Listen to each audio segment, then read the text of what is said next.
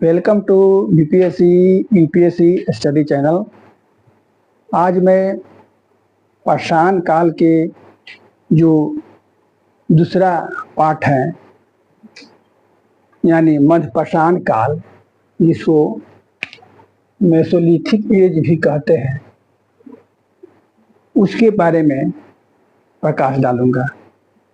पिछले वीडियो में मैं पूरा पाषाण काल के बारे में प्रकाश डाल चुका हूं। यहाँ पर मध्य पाषाण काल जो है, मेसोलिथिक एज है, उसका जो काल निर्धारण है वो लगभग 8000 ईसा पूर्व से प्रारंभ होता है। यानी कि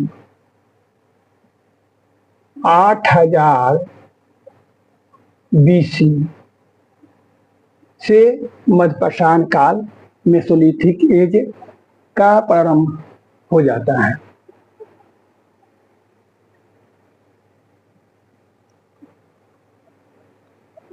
मध्य पाषाण काल को हम ऐसे परिभाषित कर सकते हैं कि जब उत्तर पूरा पाषाण काल का अवसान हो रहा था, यानी उस समय तक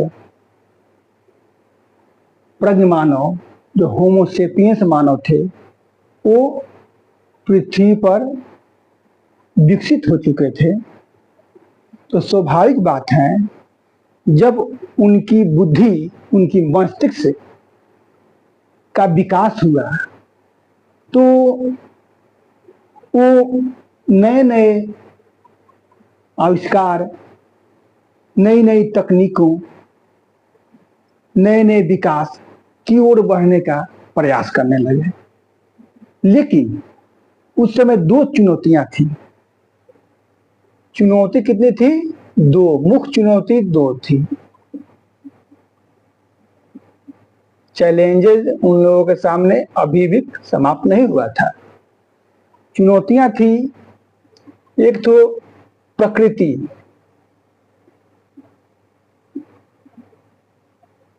और दूसरी चुनौती थी वही रोटी, कपड़ा और मकान।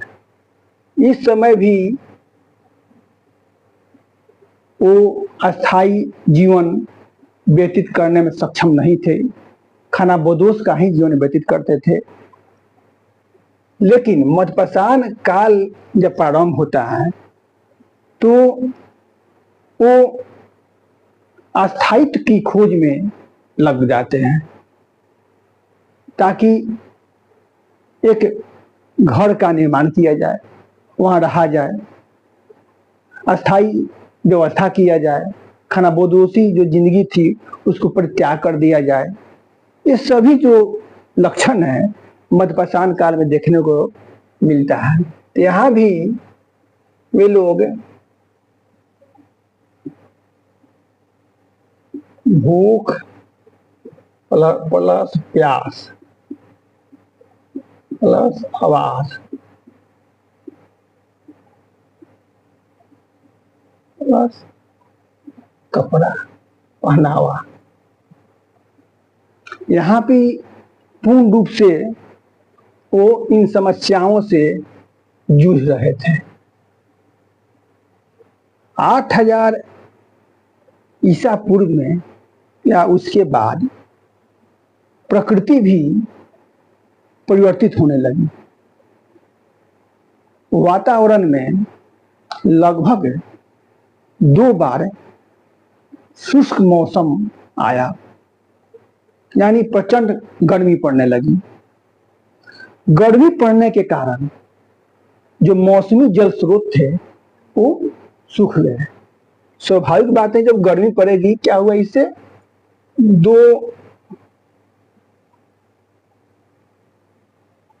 लक्षण प्रकट हुए उस समय। एक तो बहुत गर्मी पड़ने लगी,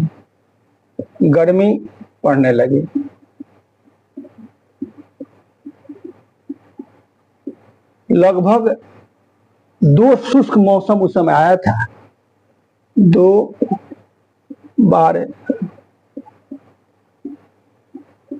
शुष्क मौसम आया। अब अनुमान लगा सकते हैं कि ज्यों ही गर्मी पड़ेगी, शुष्क मौसम आएगा जो, तो क्या होगा, जो मौसमी जल स्रोत हैं, जो मौसमी नदियां हैं, वो सूख जाएगी। मौसमी जो नदी थी, मौसमी जल स्रोत, वे क्या हो गए, सूख गए।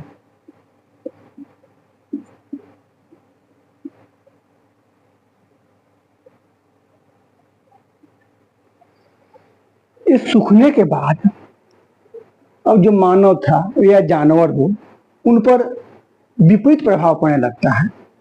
जहां पर पहले विद्यमान थे, वहां से वो धीरे धीरे उस क्षेत्र की ओर पलायन करने लगे जिधर बारिश होती हो, जहां पर पानी की सुविधा हो ताकि अपना प्यास मिटा सके, जहां पर जंगल भी हो ताकि वो अपना भूख मिटा सके, और शैलाश्रय भी हो, रहने के लिए कुछ जगह भी हो जहां वो आवास के लिए व्यवस्था कर सके। और कपड़ा, आज उस समय भी पेड़ के छालों का कपड़ा पहना जाता था, कोई खास अंतर नहीं हुआ था, उस समय वही उपलब्ध ही था। तो जो जानवर थे वो भी जहां जल स्रोत नहीं हो, गर्मी पड़ती हो, वहां से वो पलायन करने लगे। इसका स्पष्ट प्रमाण है कि जिस एक सींग वाला जो गैंडा था, उसको हम पहले गुजरात में ही देखते थे, लेकिन अभी वर्तमान में भी असम के आंतरिक भागों तक एक सींग वाला गैंडा को देखा जा सकता है। यानी उत्तर पश्चिमी भारत से पलायनवाद की प्रवृत्ति बढ़ी और धीरे धीरे धीरे धीरे वो पूर्वी भारत की ओर या दक्षिणी भारत की ओर, जहां पर अच्छा खासा जंगल भी था और बारिश भी होती थी, जिससे जल की उपलब्धता हो जाती थी, जल उन लोगों को मिल जाता था, तो उन क्षेत्रों की ओर ये लोग पलायन करने लगे। मध्यपाषाण काल के जो लोग थे, तो उनका जीवन यापन जो पूर्व पाषाण काल में था, उसके जो अंतिम चरण उत्तर पूर्व पाषाण काल था, उसके बाद उनके रहन सहन में परिवर्तन आता है, मौसम का उन पर प्रभाव पड़ता है, और वो अब आवास बनाने की तकनीक का विकास कर लिए। इसका प्रमाण हम लोगों को राजस्थान के बगौर से मिलता है। आवास का जो प्रमाण है, आवास, ये कहां से मिलता है? राजस्थान में एक जगह है बगौर, बगौर, यहां से आवास का प्रमाण मिलता है। ये 5000 BC इसका काल निर्धारण किया गया है। मतलब 5000 वर्ष पहले बागौर में गर्त निवास का प्रमाण मिलता है। गर्त निवास मतलब यहाँ किस चीज का प्रमाण मिलता है? गर्त निवास, गर्त निवास, यानी जो आज हम झोपड़ी जिसको कहते हैं, आज ग्रामीण इलाका में चले जाइए, अभी तो बहुत जगह, अधिकांश जगह छतदार मकान है, लेकिन अभी भी ग्रामीण इलाका में आप झोपड़ी देख सकते हैं। यानी कि एक फर्श बनाया जाता था। मान लीजिए फर्श बना गया, ये फर्श बनाया जाता था, उस पर पत्थर भी बिछाया जाता था, यहाँ पर पत्थर भी बिछा दिया जाता था। देखिए कितने बड़ी क्रांतिकारी कदम उठाया जा रहा है। यहाँ पर पत्थर भी जाए, नीचे फर्श पर पत्थर बिछाया जाता था। उसके बाद यहाँ पर खंभा गाड़ दिया था, चारों तरफ खंभा, चारों तरफ इधर चारों कोना पर बीच में खंभा हो जाता था। उसके पास वो फूस से ऐसे यहाँ पर छत ढाल देते थे। क्या हो जाता? ये छत होता था, जो छत क्या ईंट का नहीं था, बल्कि यह फूस जो उस समय मिलता था, आज भी मिलता है, जो खरपतवार कहते हैं, जिसको खरपतवार हम कह सकते हैं। खरपतवार, पेड़ की पत्ता इत्यादि से इसको लोग ढक देते थे छत को, और इस प्रकार झोपड़ी नुमा एक निवास स्थान बन जाता था। तो देखिए हम 5000 BC तक आते आते, यानी 8000 से 5000 के बीच में आए, तो उनका मस्तिष्क इतना डेवलप हो गया कि वो रहने के लिए झोपड़ी का निर्माण करने लगे। यही नहीं, बागौर में चूल्हा भी देखने को मिलता है, जो आज हम गांवों में, अभी तो नहीं, लेकिन बिहार में हो, मध्य प्रदेश में हो, उत्तर प्रदेश में हो, इन जगहों पर मिट्टी की चूल्हा देखते हैं। अब गैस सिलेंडर आ गया अलग बात है, लेकिन आज भी मिट्टी के चूल्हा कहीं कहीं देखा जा सकता है। तो मिट्टी का चूल्हा का प्रमाण भी यहाँ पर मिला है। अब प्रश्न उठता है कि मिट्टी के चूल्हा पर होता क्या था? आखिर में किसी अनाज की तो उत्पादन होता नहीं था, कोई अनाज था नहीं, तो यहाँ पर चूल्हा बनाने का क्या उद्देश्य था? तो जहां तक अनाज की उत्पादन की बात है, तो हम उसको नौपाषाण काल में मानते हैं। जो मेहरगढ़ में मिला है वो उसको 7000 वर्ष पहले माना जाता है। यानी मेहरगढ़ में गेहूं, जौ, पशुपालन आदि का जो साक्ष्य मिला है, ईंटों से मकान बनाया जाता है उसका भी साक्ष्य मिला है, उसको नौपाषाण काल से जोड़कर देखा जाता है। लेकिन जो चूल्हा बागौर में मिला है, मिट्टी का चूल्हा, तो चूल्हा बनाने का उद्देश्य ही था कि कुछ न कुछ ऐसा पदार्थ था, वैसा खाद्य पदार्थ था, वैसा पेय पदार्थ था जिसको पकाया जाता था। तो इसे स्पष्ट प्रमाणित होता है कि मध्यपाषाण काल में जो होमो सेपियंस थे, वो खाना बनाने की विधि को सीख लिए थे। खाना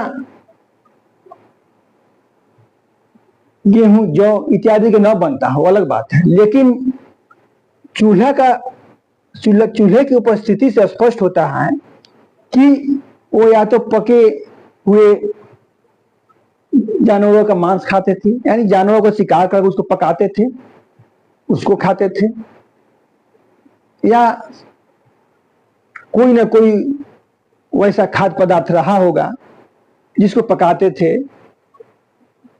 लेकिन उसका प्रमाण हमको 7000 BC में ही मिलता है, पुरातात्विक प्रमाण उसी समय मिलता है, उसके पहले नहीं मिलता है। लेकिन फिर भी प्रमाण न मिलता हो, लेकिन मेरे दृष्टिकोण से यह स्पष्ट होता है कि जब चूल्हा मिल रहा है तो चूल्हा का उपयोग करना वो लोग सीख लिए थे।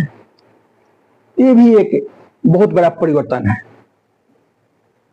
तो आवास की ये लोग व्यवस्था कर लिए। जो उत्तर पूरा पाषाण काल में आवास बनाने का प्रयास कर रहे थे, उस गुण को अपने आप में लाने का प्रयास कर रहे थे, और जो गुफानुमा आवास था उसमें कृत्रिमता का प्रयोग करना प्रारंभ कर दिए थे। अब उसको अलग से गुफा में न रहकर अलग आवास, वैसा ही गुफा की आकृति के ही आवास बनाने लगे। यानी कि उनके दिमाग में आया कि जो गुफा होता है ऊपर ढका हुआ रहता है, तो ऊपर ढकने के लिए कुछ सहारा चाहिए।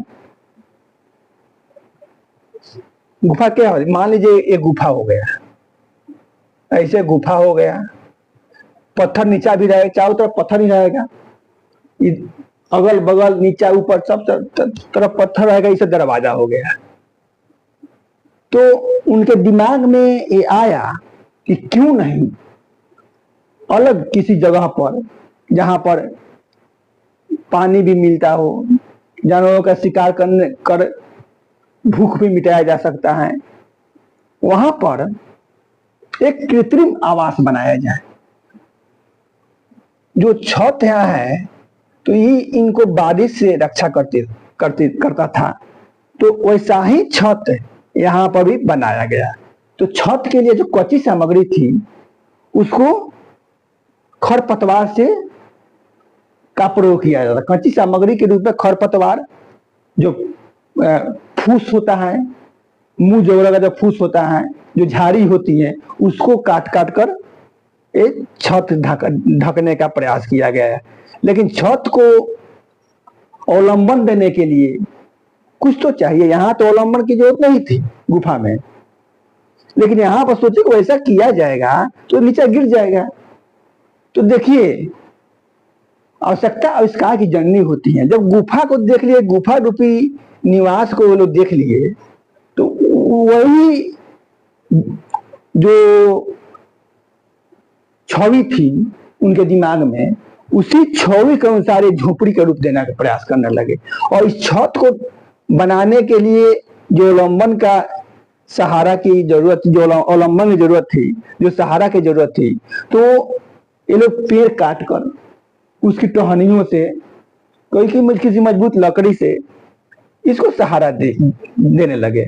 और इस प्रकार आज की जो झोपड़ी है उसी की भांति ये झोपड़ी बनाने में सक्षम हो गए। अब उनके सामने एक और चुनौती थी।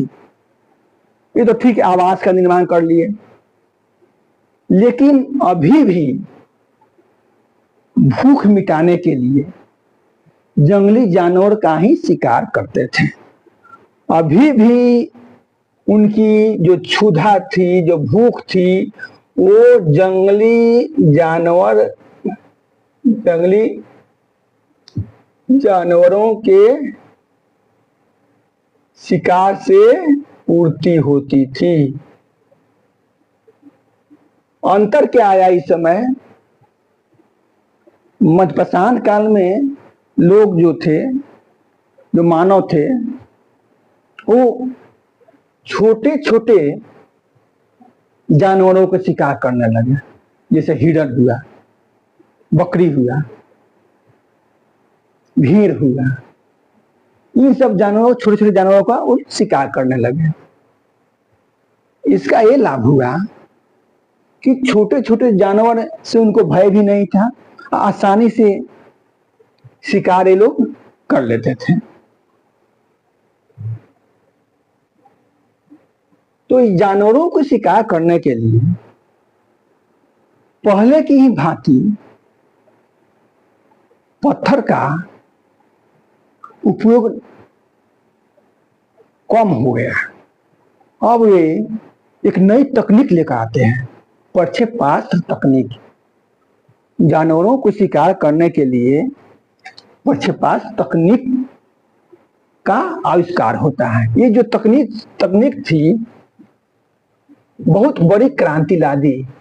और ये उन्हीं के जीवन में नहीं, बल्कि लगभग 16वीं शताब्दी तक उस तकनीक का उपयोग होता रहा।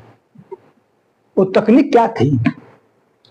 आप लोगों के दिमाग में आता होगा, भाई कैसी वो तकनीक थी कि जो मध्य पाषाण काल, मेसोलिथिक एज में आई और वो 16वीं शताब्दी तक भारत में विद्यमान रही। वो तकनीक थी प्रक्षेपास्त्र तकनीक। प्रक्षेपास्त्र पास्त्र तकनीक, यानी कि दूर से हमला करना, दूर से फेंकना, और इसके तहत आविष्कार हुआ तीर और कमान का। देखिए कैसे विकास हो रहा है, समझिए इस बात को। जब छोटे छोटे जानवरों को शिकार वो करने लगे, जो बड़े जानवर थे वो धावक नहीं थे, तेज दौड़ते नहीं थे, लेकिन उसके लिए मानव समूह में आक्रमण करना पड़ता था। उसके लिए 10 आदमी, 12 आदमी, 15 आदमी का समूह बनता था और तब उस पर आक्रमण किया जाता था। तो वैसी हालत में हो सकता है कि जो जानवर की शिकार किया जाए, बड़े बड़े जानवर का, तो जो मांस बचता था, उसका जो मांस था वो एक दिन में नहीं खा सकते थे, बहुत संग्रह करते थे तो 2 से 3 दिन, उसके बाद मांस खराब हो जाता था। क्या होता था? मांस खराब हो जाता था। तो भूख की शांति के लिए, भूख ऐसी चीज है जिसके निदान के लिए आदमी सतत निरंतर अनवरत प्रयास करते रहता है। और इसी प्रयास में उन लोगों के मस्तिष्क में ये बात आई कि नहीं, बड़े जानवरों को न मारा जाए, उनका शिकार न किया जाए। तो शिकार किसका किया जाए? तो छोटे छोटे जानवरों का शिकार किया जाए। छोटे छोटे जानवर जो थे, जैसे भेड़ हो गया, हिरन हो गए, बकरी हो गई, ये सब जंगली जानवर जंगल में प्राय पाए जाते थे, बकरी हो गई, तो इनका शिकार करना प्रारंभ किया। तो इनके शिकार के लिए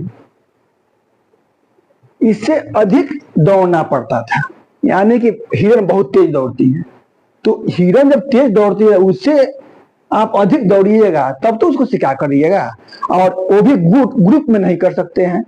यदि 5-10 आदमी का ग्रुप रहेगा और उसको शिकार किया जाएगा तो सभी आदमी तो एक समान नहीं दौड़ पाएगा, कोई आगे निकलेगा, कोई पीछे निकलेगा। पहली बात ये समस्या हो गई, एक समान लोग नहीं दौड़ पाएगा, कोई पीछे छूट जाएगा, कोई आगे निकल जाएगा, और उससे भी आगे हिरन निकल जाएगी, शिकार नहीं हो पाएगा। दूसरी बात, ऐसे यदि किसी तरह शिकार कर भी लिया जाए तो एक हिरन के मांस को 15 आदमी तुरंत भक्षण कर लेगा, तुरंत खत्म कर लेगा, अपने में संघर्ष हो जाएगा। तो यहाँ हुआ क्या, छोटे छोटे जानवरों को जब शिकार किया जाने लगा तो बहुत आदमियों की जरूरत नहीं पड़ी, 2 या 3 आदमी जो अपने नजदीकी लोग थे वही मिलकर इनका शिकार करने लगे। लेकिन जो पूरा पाषाण काल में जो शिकार की विधि थी वो चेंज हो गई। अब क्या हुआ, शिकार करने के लिए लोग ऐसी तकनीक को ढूंढने का प्रयास किए कि दूर से ही मारा जाए। यदि पत्थर चलाकर भी मारा जाता है तो इससे कोई अंतर नहीं पड़ता है। ये जानवर जो थे बहुत दूर दौड़ कर भाग जाते थे, और इन लोगों की मूलभूत जरूरत पड़ गई कि नहीं भाई, बड़े जानवरों को नहीं मारा जाए क्योंकि मांस खराब हो जाता है, 1 से 2 दिन में खराब हो जाता है और फिर परिश्रम करना पड़ता है। तो ये लोग छोटे जानवरों को जब मारने के विचार करने लगे और उनकी गतिविधियों को देखने लगे तो उनको दिमाग में आया क्यों नहीं ऐसी तकनीक का आविष्कार किया जाए जिसे दूर से ही मारकर शिकार किया जा सके। तो उसी तकनीक की खोज में प्रक्षेपास्त्र तकनीक का आविष्कार हुआ, और इसके तहत तीर और कमान सामने आए। तीर और कमान से दूर से भी शिकार किया जा सकता था, और छोटे छोटे जानवर जो थे एक दिन में इसका मांस भक्षण कर लिया जाता था, कोई परेशानी नहीं होती थी। तो ये जो तकनीक है तीर और कमान पर, ये मध्यपाषाण काल की मूलभूत विशेषता बन गई। अब आगे हम देखते हैं कि ऐसी बात, जो तीर था जो तीर था इसका जो भाग था नुकीला बनाया जाता था।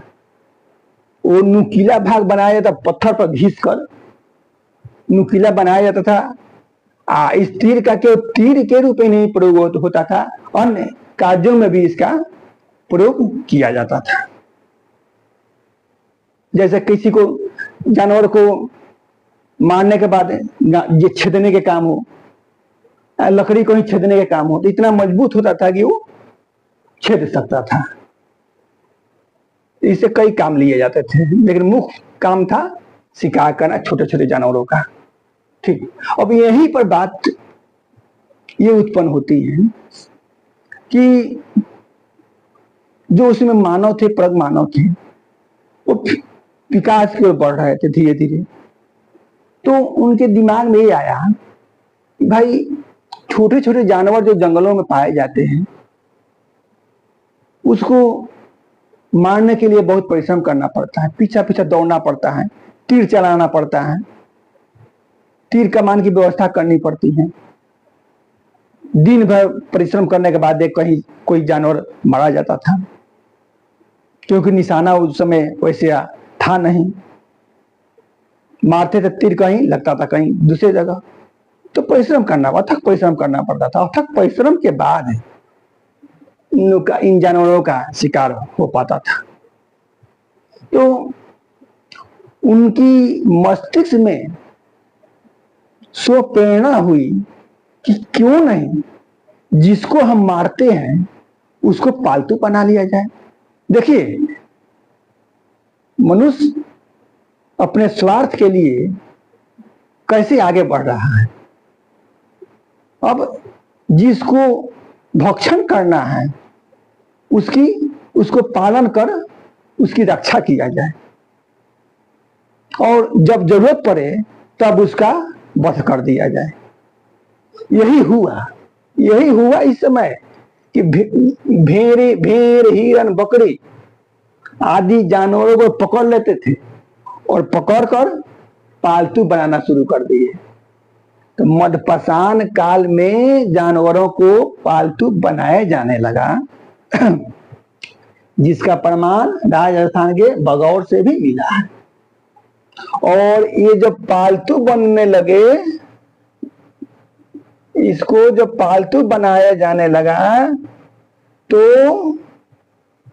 आवश्यकता के अनुसार जब भूख लगती थी तब उसका वध कर दिया जाता था, उसको खा लिया जाता था। देखिए मानव कितना चालाक होता है। वो निरीह प्राणी पहले तो बचकर भाग जाते थे, अपनी जान बचाने के लिए भागते थे, लेकिन आदमी ऐसा चाल चला कि उन जानवरों को पकड़ लेता था और पालतू बनाने लगता था। अब पालतू बनाने का मतलब यानी उसको खाना पीना, जो चारा होता था, घास, वो खिला देता था तो जीवित रहे। और उसके पास तो दिमाग है नहीं, वो अपना खाता पीता था। जब जरूरत पड़ती थी इनकी तो उसका वध कर अपना जो उनकी भूख थी वो मिटती थी। तो ऐसा मानव है। तो खैर सभ्यता के विकास के क्रम में एक घटनाएं घटती हैं और इसको हम सकारात्मक रूप में देखते हैं कि कैसे मानव अपनी मस्तिष्क की बदौलत तीर और कमान का आविष्कार किया और भेड़, हिरन, जो छोटे छोटे जानवर थे उनको पालतू बना लिया। और पालतू बनाने के बाद जब भी भूख लगती थी तो उसका वध कर अपनी क्षुधा को, अपनी भूख को मिटाना प्रारंभ कर दी। अब इनके जीवन में अस्थायित्व आना स्वाभाविक बात है। इसी अस्थायित्व के क्रम में वो आवास का निर्माण कर लिया। अब प्रश्न ये उत्पन्न होता है कि क्या जो उत्तर पूर्वा पाषाण काल में पत्थर का औजार का जो प्रयोग किया जाता था, क्या इस समय विलुप्त हो गया? बिल्कुल नहीं। ये आप लोग याद रखिएगा कि सभ्यता आगे बढ़ती है। सभ्यता का जब विकास होता है तो आगे बढ़ती है। सभ्यता हमेशा विकास की ओर बढ़ती है, लेकिन वो अपने पीछा का जो लक्षण है उसको पूर्ण रूप से परित्यक्त नहीं कर सकती है। उसका लक्षण उसके विकास विकसित अवस्था में भी पाए जाते हैं। पतन जब होता है तब भी उसका लक्षण पाए जाते हैं।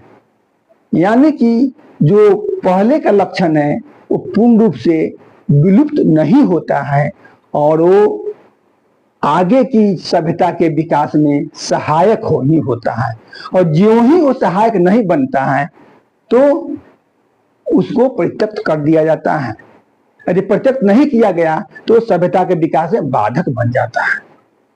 इसलिए जो पत्थर के औजार थे उनका प्रचलन इस समय भी रहा, लेकिन बनाने की तकनीक में फिर परिवर्तन होता है। तकनीक में परिवर्तन होता है। तकनीकी परिवर्तन, क्या तकनीकी परिवर्तन होता है? तो इसमें नाली अलंकरण विधि का प्रयोग किया जाने लगा। नाली अलंकरण विधि,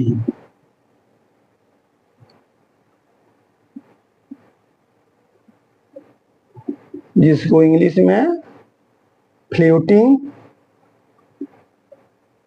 टेक्निक कहते हैं।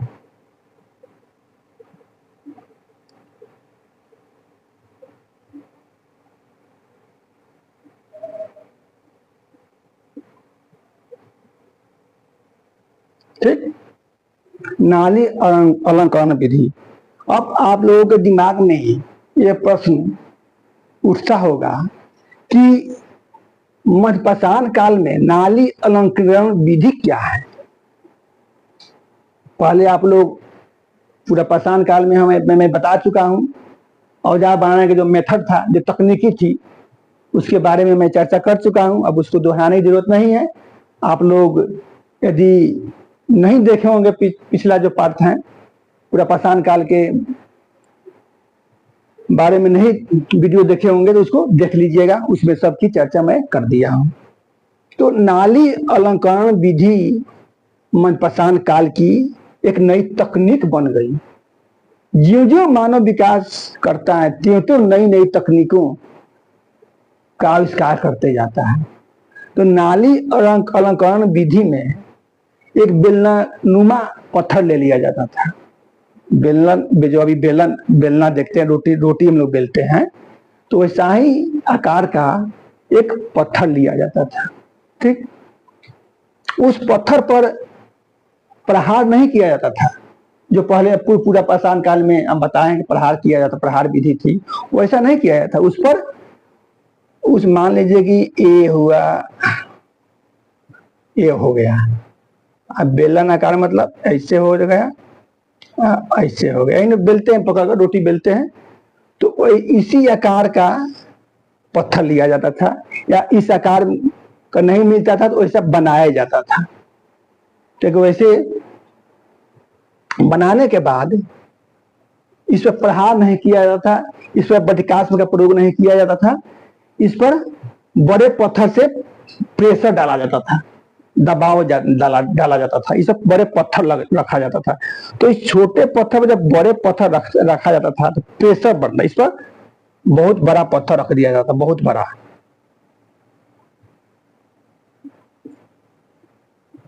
बड़ा पत्थर रखा जाता था। पत्थर रखने के बाद इस पर प्रेशर बनता था। अब प्रेशर बनने के बाद स्वाभाविक रूप से इससे सल्क निकलता था। इससे छोटा जो सल्क निकलता, छोटा छोटा सल्क निकलता था, सूक्ष्म सल्क, छोटा छोटा सल्क निकलता था। देखिए एक बात आप ध्यान दीजिएगा कि सल्क का प्रयोग जो है, सल्क के आधार पर पत्थर का औजारों का प्रयोग मध्य पूरा पाषाण काल में भी किया जाता था, उत्तर पूरा पाषाण काल में भी किया जाता था, और मध्य पाषाण काल में भी किया जाता था, नव पाषाण काल में भी किया जाता था। मतलब सल्क का प्रयोग किए, सल्क के आधार पर औजारों का प्रयोग बनाया जाता था। सल के आधार पर पत्थर के औजार बनते थे।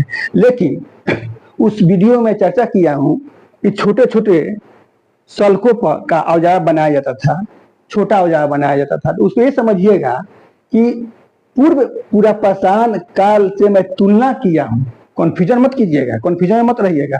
पूर्व पूरा पाषाण काल से तुलना कर मध्य पूरा पाषाण काल में बताया हूं कि पूर्व पूरा पाषाण काल की अपेक्षा मध्य पूरा पाषाण काल में छोटे औजार बनाए जाते थे।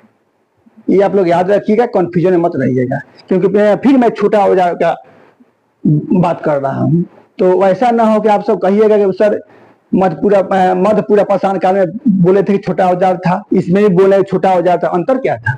तो अंतर था वो पूर्व पूरा पाषाण काल की अपेक्षा मध्य पूरा पाषाण काल में छोटे छोटे औजार बनाए जाते थे। लेकिन जो मध्य पाषाण काल आता है तो इसमें सूक्ष्म औजार बनाए जाने लगे, सूक्ष्म, उससे भी छोटा। मध्य पूरा पाषाण काल या उत्तर पूरा पाषाण काल से भी छोटा पत्थर के औजार बनाए जाने लगे। सूक्ष्म, चीज को सूक्ष्म औजार कहते हैं, माइक्रोलिथिक। इसलिए इसको हम लोग माइक्रोलिथिक एज भी कहते हैं, माइक्रोलिथिक एज भी कहते हैं, क्योंकि यहाँ पर सूक्ष्म औजार बनाए जाने लगे थे। सभी औजार सल पर आधारित थे और प्रेशर नाली अलंकरण विधि, फ्लूटिंग टेक्निक के आधार पर प्रेशर दिया जाता था और प्रेशर से छोटे छोटे सल्क निकलते थे। उन सल्कों से सूक्ष्म औजार बनाए जाते थे, जैसे फलक बनाया जाता था, पॉइंट बनाया जाता था। तो ये मुख्य औजार थे। अस्थि उपकरण तो बनाए ही जाते थे। तो मध्य पाषाण काल में सूक्ष्म औजारों का निर्माण किया जाने लगा, जो बहुत सुंदर दिखने में होता था। अर्धचंद्राकार फलक होता था, त्रिकोणीय फलक होता था। तो पॉइंट, ऐसे पॉइंट बनाया जाता था, दोनों सिरों को रगड़ कर और नीचे पॉइंट का आकार दे दिया जाता था। फलक एक किनारे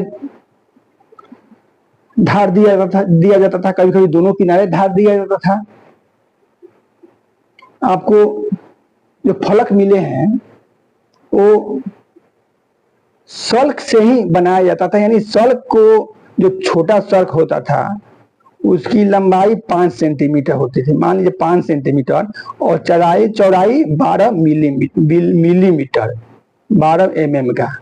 अब समझिए 5 सेंटीमीटर इसकी लंबाई होती थी और चौड़ाई 12 मिलीमीटर होती थी। तो इतने छोटे फलक बनाए जाते थे, सल के आधार पर ही फलक बनाए जाते थे। जब सल को 12 मिलीमीटर चौड़ा कर दिया जाता था, 5 सेंटीमीटर लंबा कर किया जाता था, इस पर धार दे दिया जाता था, फलक बन जाता था। ठीक, पॉइंट के बारे में आप लोग जानबे करते हैं। तो इस नाली अलंकरण विधि से बनाने का लाभ यह हुआ कि एक क्रोड से अनेक फलक उतारे जा सकते थे और आसानी से छोटे छोटे फलक, बिना टूटे हुए फलक, सुडौल फलक, स्वाभाविक नेचुरली स्वाभाविक रूप से अपने आप दबाव पड़ते जाता है, अपने आप धीरे धीरे पतला पतला फलक सल खट दे जाता है और उसे बहुत सुंदर हथियार, सुंदर औजार बनाने जाने लगे। तो मध्य पाषाण काल में मेसोलिथिक एज को हम माइक्रोलिथिक एज भी कहते हैं, मेसोलिथिक, माइक्रोलिथिक। उसमें सूक्ष्म औजारों का निर्माण किया जाने लगा। ये तो हुई नाली अलंकरण विधि। अब इस काल में एक और विशेषता थी, पालतू जानवर तो बनाए जाने लगे, जानवरों को पालतू बनाया जाने लगा। एक अन्य विशेषता थी मध्य पाषाण काल में कि जो मानव थे वो 2-4 व्यक्तियों के, मतलब परिवार के रूप में रहने लगे। जो नजदीकी पुत्र पिता माता भाई, ये जो संबंध था वो धीरे धीरे अपना रूप ले रहा था, अपना स्वरूप ग्रहण कर रहा था, और ये बड़े समूह में न रहकर छोटे परिवार की भांति एक छोटे गुट में, एक छोटे वर्ग में रहना शुरू कर दिए थे। और छोटा, मान लीजिए यहाँ 5 आदमी रहता था तो 5 आदमी के परिवार टाइप का हो जाता था, फिर उसी के बगल में 5 आदमी 6 आदमी रहता था।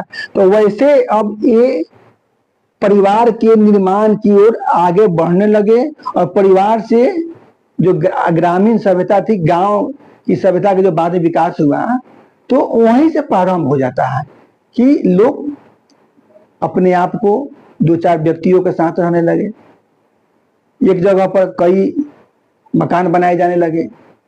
तो इससे सामाजिक संरचना का सकारात्मक विकास हो रहा था।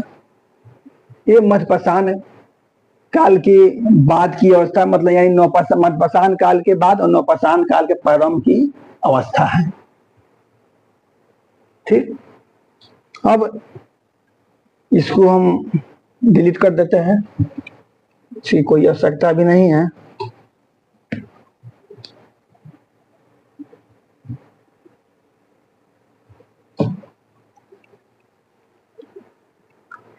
अब एक और प्रश्न उठता है कि ये जो क्षेत्र था मध्यपाषाण कालीन क्षेत्र कहाँ कहाँ मिला है, क्योंकि मैं पहले ही बताया हूँ कि उत्तर पूर्व पाषाण काल, मध्य पूर्व पाषाण काल का जो अवशेष था कहाँ कहाँ मिला है, पूर्व पूर्व पाषाण काल। तो यहाँ भी बताना मेरा कर्तव्य बनता है कि इसका जो अवशेष है कहाँ मिलता है। तो मैं पहले चर्चा कर चुका हूँ कि मौसमी परिवर्तन के कारण ये लोग उत्तर पश्चिम क्षेत्र से पूरब की ओर या दक्षिण भारत की ओर बढ़ना शुरू कर दिए। यही नहीं, जानवर भी अपने आवास में, अपने अनुकूल आवास के लिए पश्चिम की ओर और पूरब की ओर और दक्षिण की ओर बढ़ना शुरू कर दिया था। तो ये अगर मध्यपाषाण कालीन स्थलों की आप खोज कीजिएगा तो पूरे भारत में मिला है, बहुत इसका लंबा लिस्ट बन जाएगा, लेकिन मुख्य मुख्य जान लीजिए। गुजरात, पश्चिम भारत में गुजरात, इसका क्या है, लंघनज, लंघनज जगह में, लंघनज जगह में मिला है। पश्चिम से अब चलिए पूर्व भारत में, पश्चिम बंगाल, पश्चिम बंगाल ये मिला है बीरभानपुर, बीरभानपुर। अब आइए दक्षिण भारत, तमिलनाडु में चले आइए,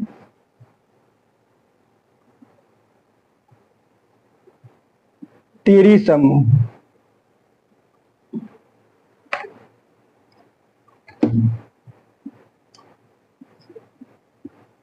टिहरी समूह में मिला है। अब मध्य भारत में आइए, मध्य भारत यानी कि मध्य प्रदेश पकड़ लीजिए। मध्य प्रदेश में कहा मिला है,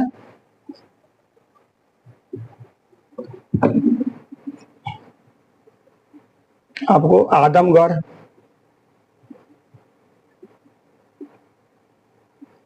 भीमबेटका, ये जो है दोनों, कंफ्यूज मत होइएगा, ये दोनों उत्तर पूर्व पाषाण काल से ही संबंधित थे। मैं पहले ही चर्चा कर चुका हूं कि जो सभ्यता आगे बढ़ती है तो पीछे के जो अवशेष है उसको पूर्ण रूप से नहीं छोड़ती हैं, उसको परित्याग नहीं करती हैं, तो उसको आगे बढ़ाती है, उसमें विकास करती हैं। तो आदमगढ़ और भीमबेटका जो था वो गुफा था, वो पहले भी था, उत्तर पूर्व पाषाण काल में आया अस्तित्व में, और उसके बाद मध्य पाषाण काल में भी ये विद्यमान था। राजस्थान,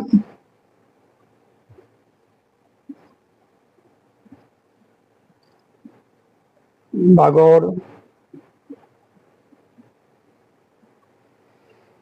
इन सब स्थानों पर मध्यपाषाण काल के अवशेष पाए गए हैं। अब प्रश्न उठता है कि बिहार में कहाँ मिला है। बिहार में वैसे कोई खास खोज नहीं किया गया है, लेकिन फिर भी मध्यपाषाण काल का जो अवशेष है मुंगेर में मिला है। बिहार में मुंगेर में मिला है, मुंगेर।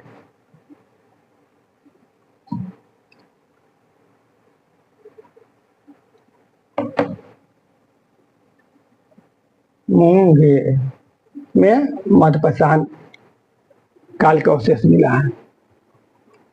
अब सबसे बड़ी ये बात है कि उत्तर पश्चिम भारत में इसका अवशेष कम मिला है।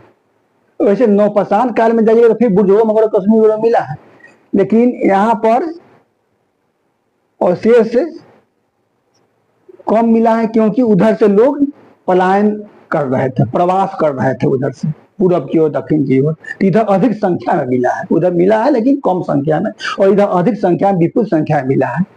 अब सबसे बड़ी महत्वपूर्ण बात है कि इस काल में जो मौसमी प्रभाव पड़ा, उस प्रभाव के कारण लोग गंगा के बेसिन की ओर बढ़ गए और वहां पर निवास करने लगे, क्योंकि वहां पर अगल बगल जंगल भी था और सदाबहार नदी थी गंगा, उसकी सहायक नदी भी थी जो सदाबहार नदी थी। तो गंगा बेसिन में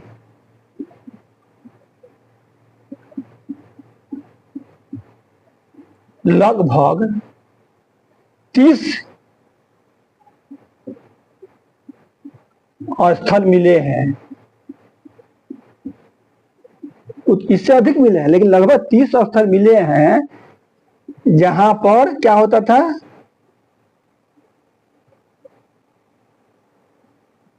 लोगों के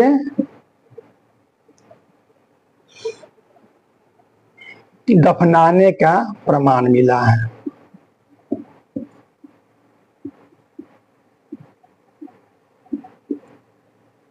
यानी कि जमीन में उनको मरने के बाद उनकी अस्थि को जमीन के अंदर गाड़ दिया जाता था।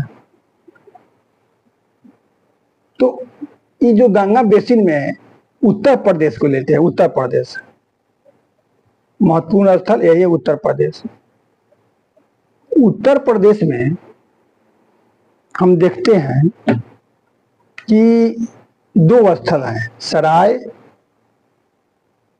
नाहर राय और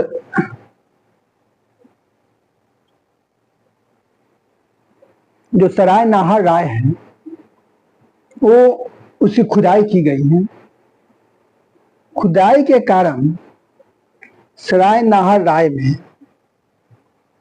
जो अवशेष मिले हैं वो युद्ध का दृश्य दिखलाते हैं। जो अवशेष हैं दफन अवस्था में हैं, उनके कंकाल पर तीर का निशान है। तो इससे स्पष्ट होता है कि युद्ध प्रारंभ हो चुका था, एक दूसरे से लोग लड़ना प्रारंभ कर दिए थे। इस सराय नाहर राय की स्थिति है। और इसे भी स्पष्ट होता है कि जो मानव में आदिम जो गुण था, शिकार करने का गुण, वो धीरे धीरे आक्रमण करने का गुण, आक्रामक प्रवृत्ति, वो धीरे धीरे दफन हो रहा था, यानी दफन हो रहा था, पूर्ण रूप से उसका अवसान नहीं हुआ था, अंदर दबा। सराय नाहर राय में एक और अवशेष मिला है, वो झोपड़ीनुमा जो गर्त निवास बनाया जाता था, गर्त निवास का यहाँ से मिला है, गर्त निवास, यहां से भी गर्त निवास का बड़े पैमाने पर प्रमाण मिला है। महादाहा एक और स्थल था, यहाँ पर महादाहा। 2 स्थल की खुदाई की गई है, खुदाई तो 30 स्थल से अधिक की गई है, लेकिन सराय नाहर है ना, गर्त निवास प्लस आक्रमण मतलब युद्ध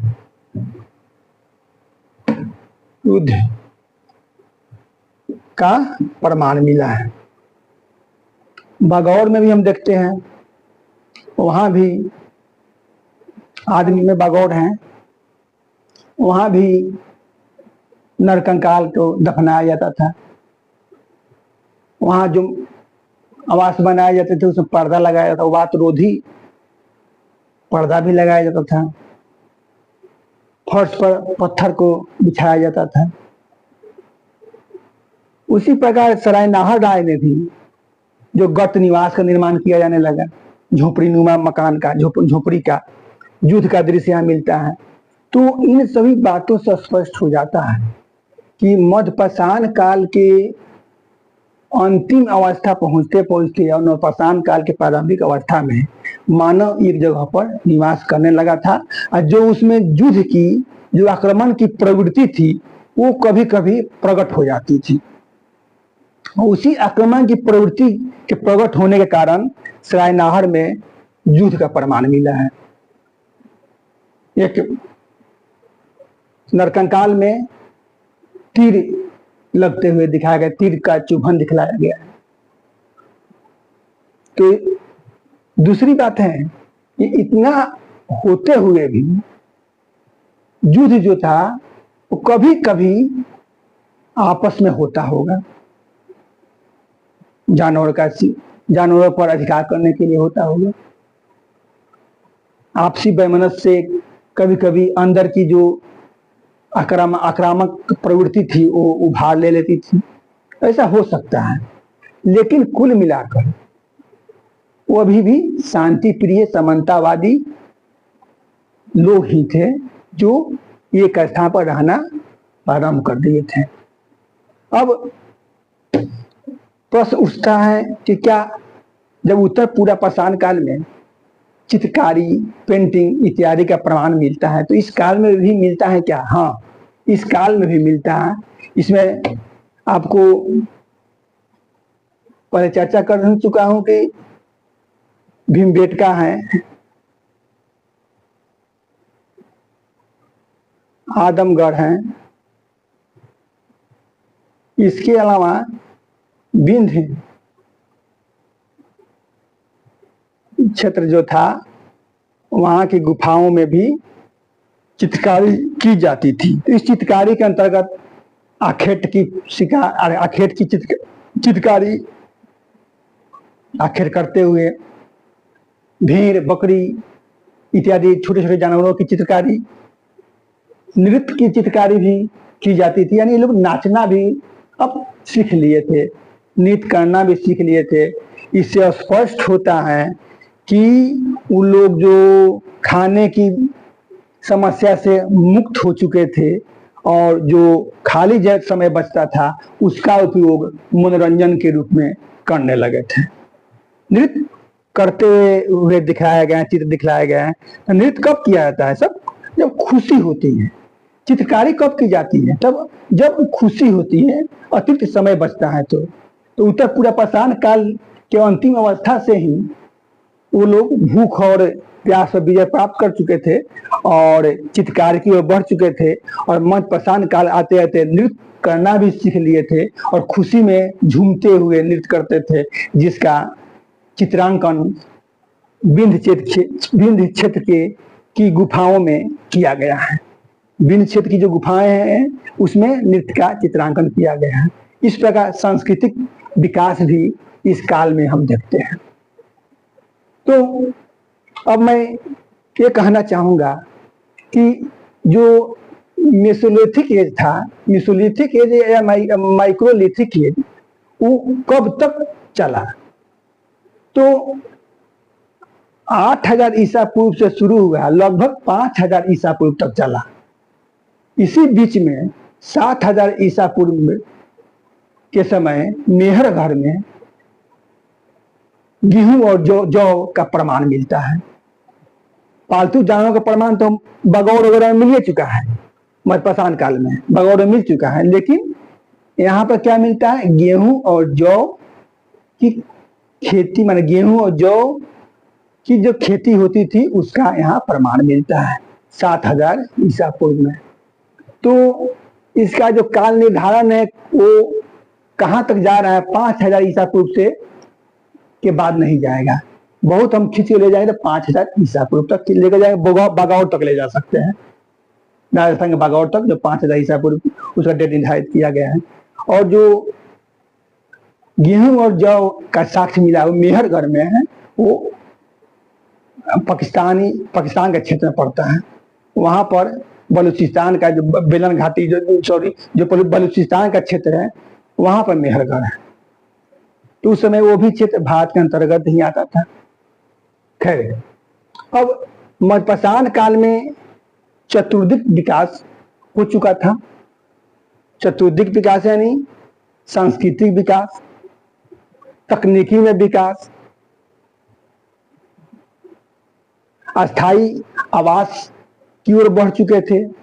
अब उनके पास एक ही कमी थी कि अनाजों का उत्पादन कैसे करें, मृद भांडों का निर्माण कैसे करें कि उत्पादित अवशेष को उसमें सुरक्षित रखा जाए, इत्यादि इत्यादि। ये सारी घटनाएं आपको नवपाषाण काल में जाकर घटित होती हैं।